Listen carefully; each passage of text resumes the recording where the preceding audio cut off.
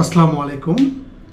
আপনারা জানেন সম্প্রতি ভারতের প্রধানমন্ত্রী নরেন্দ্র মোদী তিনি ঝাড়খণ্ডে এক জনসমাবেশ করেছেন। সেই জনসমাবেশে তিনি বলেছিলেন বা বাংলাদেশিদের নিয়ে একটা বিস্ফোরক মন্তব্য করেছিলেন। মোদী বলেছিলেন ঝাড়খণ্ডে নাকি অবৈধভাবে প্রবেশ করছে বাংলাদেশিরা।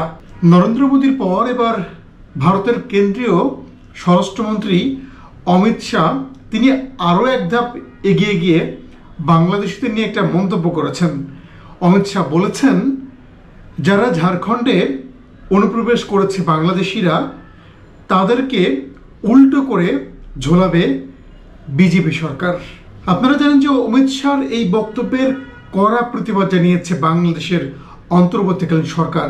এমনকি বাংলাদেশে নিযুক্ত ভারতীয় দূতাবাসের একদল প্রতিনিধিকে ডেকে তীব্র প্রতিবাদ জানানো হয়, যা এর আগে কোনো সরকারই এই সাহসটি করে দেখায়নি বলে শোনা যাচ্ছে।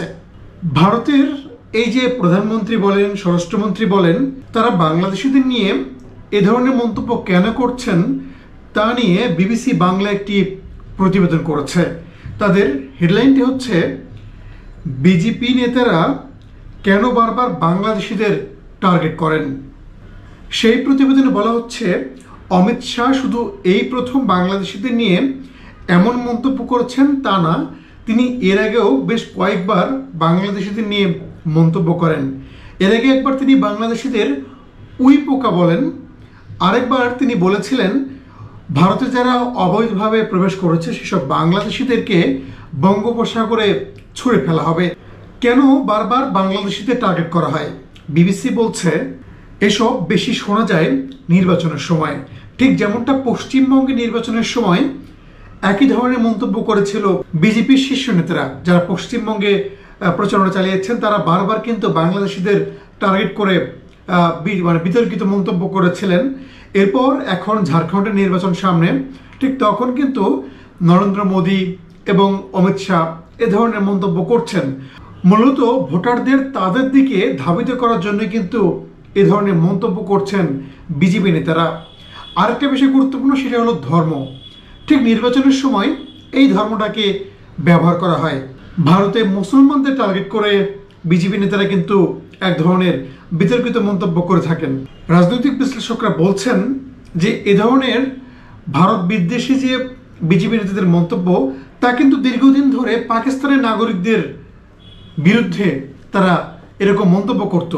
সম্প্রতি গেল কয়েক বছর ধরে কিন্তু বাংলাদেশিদের টার্গেট করে এ ধরনের মন্তব্য করা হচ্ছে। আন্তর্জাতিক সম্পর্কের বিশেষজ্ঞ ও কলকাতা রবীন্দ্র ভারতী বিশ্ববিদ্যালয়ের রাষ্ট্রবিজ্ঞানের অধ্যাপক সব্যসাচী বসু রায় চৌধুরী বিবিসিকে বলেন, বাংলাদেশের মানুষকে নিয়ে এই ধরনের কুকথা ভারতের নেতারা অনেক সময় তাদের নিজেদের সমর্থকদের ভোটদাতাদের উদ্দেশ্য করে বলে থাকেন। বিশেষত নির্বাচনের সময়ে ভোটারদের মধ্যে একটা মেরুকরণের প্রচেষ্টা এটা। যদিও অমিত শাহর এই বক্তব্যের তীব্র প্রতিবাদ জানিয়েছে ঢাকা এবং অন্তর্বর্তীকালীন সরকারের এই উদ্যোগকে সাধুবাদ জানিয়েছে অনেকে।